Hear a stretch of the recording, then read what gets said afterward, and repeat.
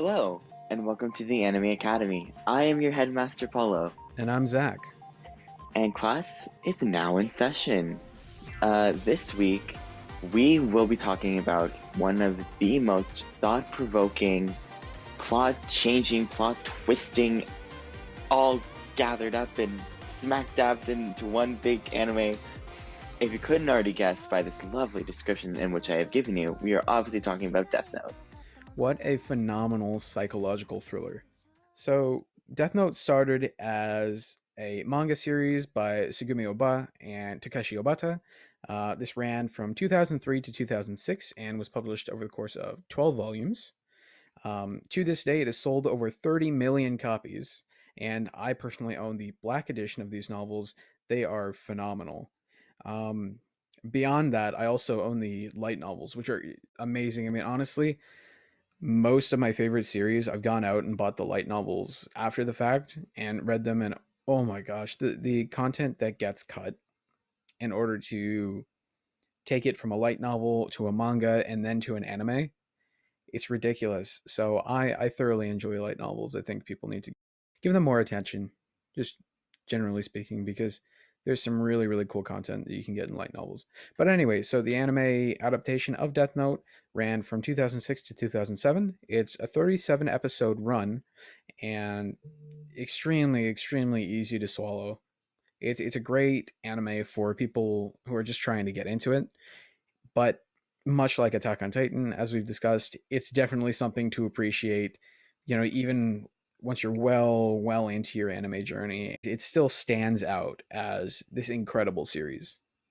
Yeah, 1000%. Like we had mentioned before, um, if you wanted to go down the route of very psychological thriller mystery kind of anime journey, Death Note is a great way to kick off that journey. Mm-hmm. And I'll never forget the first time I watched it, just after everything had transpired, like everything completed. And I just sat there in my room like, wow, like, what is life? I was so distraught from it. And I remember it was such like a rainy day and like the mood was just like so grim. I'm like, wow, I hate it here, but I love it at the same time. Absolutely. So, our plan for today is just to talk about some of our favorite moments from the show, go over some facts that you may or may not have known, and then the light Yeah, novels. groovy. Let's do it. All right. So, Paulo, what was your favorite standout moment? I think one of my favorite moments, emphasis on one of them because there's many, I would have to be when Light first touches the Death Note and cut and later that scene he's just scribbling away like millions upon millions of names and he explains his philosophy, so we really dive into the mind of Light Yagami very early on and the way he perceives what is really good and what is really bad, and he sees himself as a hero, as a god, but to other people Mhm. he is seen as a very bad person and someone that needs to be taken out. But that like that scene in particular where he's just like, and I'm gonna do this and like da da da da da da. And it's like, okay, this kid's like 17 and he has a god complex. Great. Absolutely. I mean, the moment where Ryuk appears for the first time and he's Mm, just standing in Light's room, yeah. like that's pretty crazy. That's a really strong, powerful moment that kind of brings you into the world of Death Note. Right? Brings you into what to expect for the plot because I mean, you've got this kid who's writing in this notebook of death and okay, that's absurd on its own, but he basically looks up from his notes and there's a god of death standing in his bedroom. And he's totally chill with it. He's like, oh, hey, what's up? Like, you want to watch some anime? You want to listen to some Anime Academy? um, He's like, but if you're yes, Shinigami, I've been expecting you. Ryuk's like, oh, you have? What the hell? Okay. There is a lot to talk about. A lot of the cooler moments, I think, unfortunately, do spoil some things, so we may have to get into some spoiler territory. Ladies and gentlemen, this is a friendly reminder that this is your spoiler warning. If you would not like to be spoiled, please turn off your device now. Thank you, and have a lovely day. Okay, so middle of the show, like episode 20 to 30, you've got a lot of stuff that happens. A lot of intense stuff that happens, and then it kind of slows down for a second. But um, one of the moments that really, really stands out to me is when Near finally actually catches Light. Yeah, He's figured it out, and not only has he figured it out, he's come up with this basically foolproof plan to get him, to catch him. Yeah. yeah. Mhm. Like it's crazy because you watch the show and you're like, looking at the rationale and whatnot behind L the whole time, and you're like, whoa, this is so cool.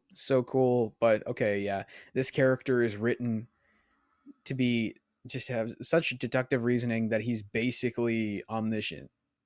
You know, Mhm. it's like, yeah, okay, sure, he figured that out. He felt a tickle in his nose, and all of a sudden, oh, I know exactly what Kira did.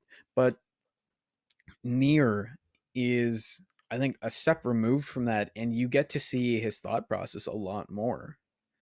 With L, it's all in his head, and then at various times, if rarely, he'll just be like, "This is what I'm thinking. What do you guys think?"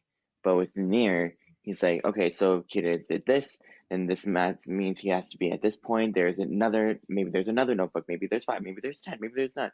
But with Nier, it's almost like I kind of wanted him, and I know that sounds crazy. I kind of wish he was a Shinigami in disguise. Near? Yeah, wouldn't that be so cool? It would have been kind of funky, yeah. Like my thing was okay, maybe like, cause I remember Ryuk saying very early on, like no one has ever used his Death Note like you have. Yeah, So I'm like, yeah. maybe that's a bad thing. Maybe the Shinigami realm's like, hey, go and expose Light, and then we'll disguise you as a human. And then I was kind of just waiting for that moment. It's like, oh yeah, by the way, I am the god of all Shinigami, or something like that. But it What, like the was like that. Shinigami King comes in human form? Why? If listen, if Jesus can do it, why can't he? Oh, jeez. um, yeah, Near is really, really cool. I like what you were saying, highlighting the difference between their thought processes. Like L is really conclusive, and he's like, "Yes, I've come to this conclusion," whereas Near is like, um, okay, so there's this, that, blah, blah, blah, blah, blah, blah. Oh, yes, it must be this. And you kind of get to see him connecting the dots, whereas L's just like, I know. I know you, kidda. I don't know how I'm going to prove it yet, but I know. Yeah, I know it's you. There's like a 2% chance that like it is you, and I'm gonna base my entire investigation off that 2%. Yeah, literally, there was one point that he's like, it's less than a 1% chance, but, you're still our prime suspect, so. I mean, like he um, wasn't wrong, but at the no. same time, Okay, okay. When Light gets all of his memories back. oh, in the helicopter, Oh, yeah, man. dude, He dude, touches the book and everything comes flowing back, and then, okay, dude, I remember the first time I watched the series, seeing him pop open his watch and having a scrap of the book stuck in there with a yeah. needle. That was the moment that I was like, oh my god, this show, thank you. He let me tell you something. I have never, and I have seen some shows that like tried to be like, oh, this really cool thought process, do do do. But I have never seen a show where I guess, are we calling Light a protagonist? It's interesting. Yeah, I mean, Light is your protagonist. That doesn't mean that he's a good person or what he's doing is ethical, but he is your protagonist. Okay, so having said that, seeing a protagonist have such a well thought out plan to the point where he gave up everything. He Mhm. gave up his memories, the book, Ryuk, everything that he held so near and dear. Get it? Near. Anyways, and for him to, it's basically it was a huge gamble. It was a huge, he knew it was going to Absolutely. work, but he didn't know how long it was going to take. Hmm. So that moment where he touches the notebook and everything starts coming back into him like a flood, and then he can't really showcase that he knows everything. So he's like, okay, I'm just gonna try this out super quick and da da da da da da da da. I was like, dude, L is right beside you, and you Yeah. have all your memories back. Holy fuck. This show has some really epic moments without having these big climactic fight scenes. You know, I mean, it there was a doesn't fight need scene or two, there are but a couple, but generally speaking, like it's not action driven as much as it's suspense driven, and I love that. how else are you gonna keep your audience engaged? Like, yes, you can have a million different fight scenes, which are great, but at some point you kind of need context and dialogue and almost like a backbone to your story. Absolutely. When Ryuk kills Light at the end, dude. I mean, I got it's like emotional. he said he was going to be the one to write Light's name in his book. You knew Mm-hmm. it was going to happen at some point, but holy, like in that moment, Mm. you know, Just, but it had to happen. Like you just said, it had to happen. It had to be a full mm, circle moment. I feel if they had ended the series with Light getting away with it and living, I don't know if I would have liked that. basically what the ending would have been if we ended on like episode 25. If that was the end of the series, Mm-hmm. Light is taking over, or sorry, well, technically goes into 26, but Light is taking over as L. He's Mm-hmm. Kira. He has access to a book. He's got, um, these notebooks in circulation and basically complete control over everything. He does that for years. Right. That is the unchanged situation when Nier picks up the case. So, I mean, basically, you look at this and you go, okay, if nobody else from Whammy's house goes to take on the case, that is your reality. That is your ending. So,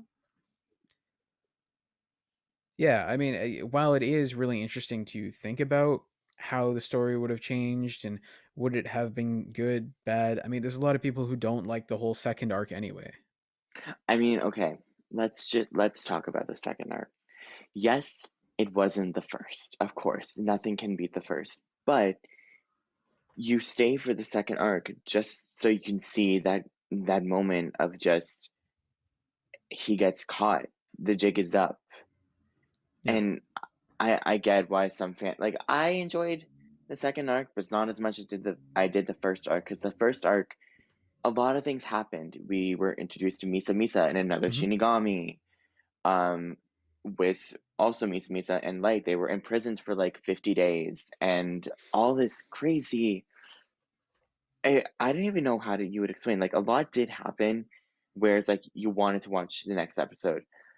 With the second arc, it was kind of like okay, yeah, Hmm. but it kind of really picked up near the end, and at that moment at the end where you know, it's just like okay, satisfactory. Yeah. I mean, part of the reason why I think the first arc works so effectively is because it really is a slow burner at first. You don't have a whole lot happening because Light is slowly figuring out how to use the note. So you basically have an episode per rule kind of thing until Light figures out how to use it. Can I get away with this? Do these circumstances work? And once he has it figured out, it's a matter of, okay, how do I go about this whole Kira thing and society? How do I get around L? So it's really a lot of brain games and Hmm. testing the limits of the note for the first part of the first arc. I think I don't know. I personally I do like the second arc. I don't have any issues with it.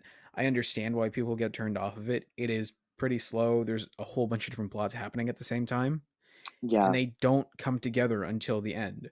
But when they do, when they finally all come together at the end, and you have this big climactic scene at the warehouse, and like gets shot, and then he's running away while he's bleeding out. Hmm. Like, what an Oh, incredible, striking image to end the series on. of course. I I just remember like watching the credits after that episode, and I was just staring at my screen like, did that really happen? Hmm. was that like was is this a fever dream? Like I was so I was taken I was my breath was taken away. I was taken back as an audience member. Like we have seen the lives of these characters for the past whatever episodes, Yeah. and now our our light, is no more. So it's just like it almost feels as if the how am I trying to say this without sounding like a crazy person? You kind of almost feel bad for Light when he dies. You Yeah, almost, of not course. necessarily like, okay, again, this really goes into morals and ethics, whereas where do you lie between who was a good person, who was a bad person? Right. But Light is still a person. He's still a human. He still has thoughts and feelings and emotions, though he does seem like a crazy person by the end of it. But he's still like he's a young, like at the start he's a young kid, and when he's done it's like what, he's 20 something, Yeah, he's in his mid-20s by a then. young adult. He was allegedly going to school, so he had a lot going for him even without, like, murdering thousands upon thousands of people. But I want Hmm. to ask you a question, actually, two.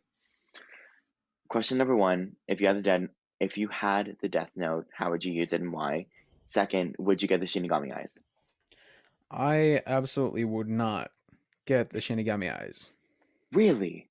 I can tell you that I honestly, I don't know, maybe this makes me sound like a horrible person, but I really, really sympathize with Light and his views.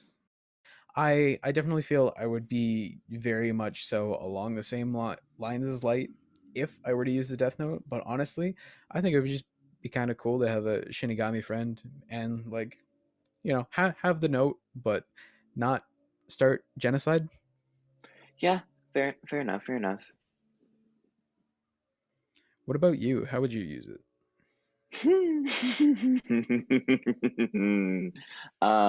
Well, I mean, it always comes down to a good and bad, but for me, of course, I would use it for criminals. I mean, I feel like that's just what a common person would do.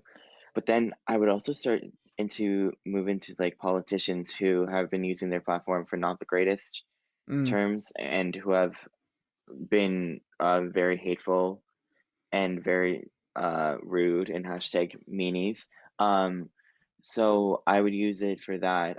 But you know what? You have this power to take the life out of another person.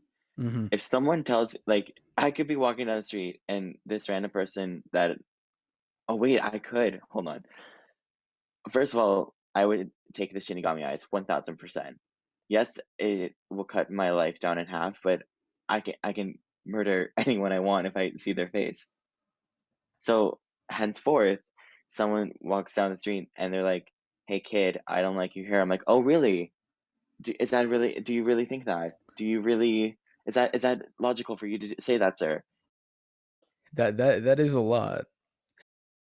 Is what Light is doing wrong? It, is it ethical? Yes, no. I mean, that's maybe an easier one to answer, but is it wrong? Is he doing a bad thing? Is a tougher question, I think. And a more harder question to comprehend is who's to say what's right and wrong? Well, absolutely. It's such like a huge cluster of this question within, if you ask this question and that answer can lead to this question, and then this question can ask another 10 questions that all need answers, and we could be just on here for hours and hours asking what is good, what is bad. But to me, if anyone has a death note out there, use it today and give us a call. All right. Moving on to another topic. Here are some facts that you may not have known. The author Sugumi Oba actually has a hidden identity. Much like Owl, he prefers to keep his real identity a secret and writes under a pen name. Oh, dope. So, yeah, nobody can actually trace Death Note back to a person. That's kind of cool though. It is very, very cool. There is speculation that the writer may actually be Hiroshigamo, but there's really no conclusive evidence that points to this.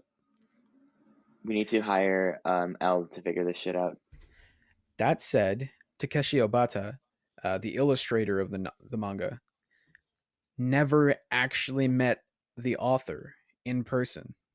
They You're never worked lying. in person. What do they do? A Zoom call? No, but this is what I'm saying. Like, That's literally, great. I That guess it was sending emails and drafts and stuff back and forth. But even the illustrator does not know who the author really is. that's so crazy. It That's is really, so really weird. crazy. Now, they did meet in 2004, but not until the manga was already published. I think we both know this. There are many different Death Notes, ultimately, right? Hmm. They take on the form of ordinary notebooks. Um, it doesn't have to look, the leather binded black cover. Right. Yes, that's what we see in the show, but there are other forms for them, right? You could literally have a Bible that acts as a Death Note, or rather, a Death Note that looks like the Bible. Because that would be such a very, it's obvious, but it's not obvious at the same time. Let's say you do use like a Bible thick book as your Death Note. Hmm. People would just assume that's Bible. They wouldn't think twice about it. But for you, the owner of that Death Note, that's the Hmm. smartest thing you can do for yourself. Um, so yeah, it's really interesting. It's also interesting to think about if the Death Note landed in different places around the world, different cultures, traditions, etc. How may a Death Note be crafted differently? A concept that almost made it to the final version is the idea that Nier and Mello were the twin orphaned sons of El. Oh, However, this is not the case. That's not canon at all, but it was something that almost happened. but it didn't. Ryuk was also almost made the human dude, kind of like what you were talking about with Nier. Oh, okay. And yeah, they were going to sexualize his character in a way. It was going to be really interesting, potentially maybe playing into the idea of death and desire and whatnot. Oh, I see. Okay, that would be kind of cool. But I yeah, don't they know. almost went a very different direction with Ryuk. I can't imagine Ryuk not being Ryuk Hmm. because he's such an iconic, and honestly, he does not have to be as funny as he is. He's hilarious. Oh my god, I forgot about this. Okay, so, so at one point there was an object called the Death Eraser. That what you just erase some you just wait, hold on now. So you have the death. Okay, so then is there like a death pencil, a death No, pen? no, no. Okay, so there was a Death Note and a Death Eraser, and basically, as long as nothing had happened to the body, as long as it wasn't burned, as long as it still physically existed, you could resurrect the person by erasing their Oh, name. okay. I kind of yeah, yeah. So, oh boy, I mean, it's kind of a cool concept, but I don't know. It would make the whole. It would add an interesting variable to a whole bunch of different scenarios in the show. I have no idea how the show would have played out if the Death Eraser was still a thing. But Okay, wait, hold on now. I need to ask you a question. yes, So, are we safe to assume that if someone has possession of the Death Note, that they automatically have possession to the Death Eraser, or is it two different things with two different entities attached to both of them? I mean, in order for somebody to be brought back to life, you would have to erase their name from the Death Note. So I suppose it would have to be the person who finds the Death Note also gets the eraser. I think that was the case in the pilot manga, at least. You know what? Thinking about it now, I've never thought about like, okay, what if you just were to erase somebody's name? What if you changed your mind? What if like I don't want to kill this person? You got like 40 seconds to like I don't even know what you would do. How would you? You can't. They're in the book. They're dead. Sayonara. Right. Oh man. Oh my God, that's such a scary thought. Okay, on the topic of L, who's a really really cool character. Um so we know that any fighting that he does, well, obviously extremely minimal, he fights with his feet. Yes. And it's funny, actually, fans made it canon that he was trained in Brazilian martial arts. That was Okay. never the intent, but it was a fan theory that was then confirmed. Oh, snap. So that's pretty cool. Um, on the topic Else. of L, still actually, um, just as far as his background goes, he's been described as being a quarter British, a quarter Russian, a quarter Japanese, and a quarter French, which is really funky because he does stand out among the cast as looking slightly different, right? Hmm. This takes place in Japan, and you've got L, who's quite a wide-eyed individual in comparison to like Light or Sorichiro or Matsuda, right?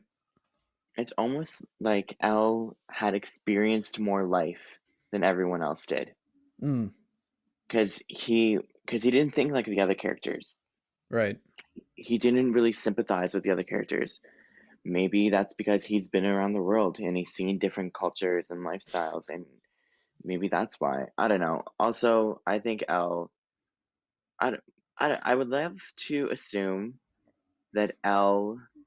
What am I trying to say? I don't even know. But I think that there was more to Elle than we saw, and within Mm. the.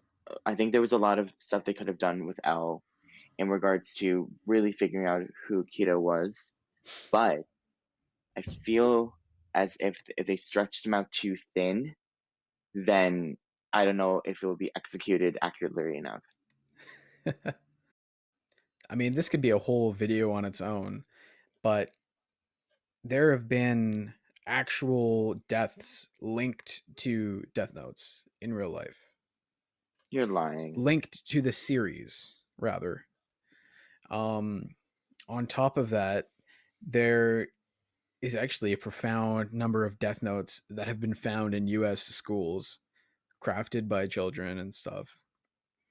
And one final note, as far as, its impact over here, is like it is banned in China. It was almost banned in US and Russia as well. Really? Yeah. That no way. For So because people thought it was real? what, Death Note? Yeah. They thought like No, the actual notebook was real? it just, I don't know, I guess it was controversial in those countries. I mean, okay, the US, I'm surprised about Russia not, but it's not. I mean, I have seen some really disturbed scenes in some animes, but nothing to the point where like, okay, how is this not banned? Death Note, like I never seen it to like that extent of caliber. Mm. One note about the light novels, I guess, because it is really interesting. I do encourage anybody who really likes the series to go out and read them because there's a whole lot of brilliant content. The one that stands out to me the most is probably from Death Note, Another Note. So it's mentioned in the anime that Naomi Misura and L know each other, that they've worked on a case before. And this was Hmm. actually um, a case where they followed a character named Beyond Birthday. So BB, or Beyond Birthday, was actually L's original successor. He was L's Oh. original successor turned serial killer. I mean, are we surprised? No. I mean, yeah, Whammy's house, some interesting individuals there. The training might push people over the edge. And But there you go. yeah, basically, the novel is narrated by Mello, and it's this recollection of a story told to him by L of how everything went down in regards to this case. BB is a really, really cool character. And actually, this leads me just to one final point. Um, in regards to Naomi Misura, the reason that she was killed off so early after being introduced is because her character was simply too smart. Fair. If she had remained alive, then between her and L, the case would have been solved. Yeah, this would have been a 5 episode anime. Everyone would have gone home. So yeah, that's the reason that she was taken off the show when she was. Like she was too smart for her own good. You're to read any of the light novels, Death Note Another Note is definitely worth a read. Definitely worth a read, especially if you're a huge fan of L. And Yeah. But all right. Well, I guess on that note, on that note, uh, this has been another funky, fresh, and fun Anime Academy episode. Tune in next week. I think the plan is to take some quizzes, maybe play a game or something, and just have general discussion, share some stories and stuff. Yeah, and it's always gonna be a funky, fresh, and fun day here at the Anime Academy, isn't it, Zakk? Absolutely. Well, thank you guys for listening. If you would like to show your support for the Anime Academy, don't be afraid to like, comment, share, and subscribe, and do all the things. If you and a friend like the Anime Academy, make sure to follow us on Instagram at Anime Academy Podcast. Until next week, class is now dismissed. I'm your headmaster, Paolo. And I'm Zakk. Bye, guys. Take care.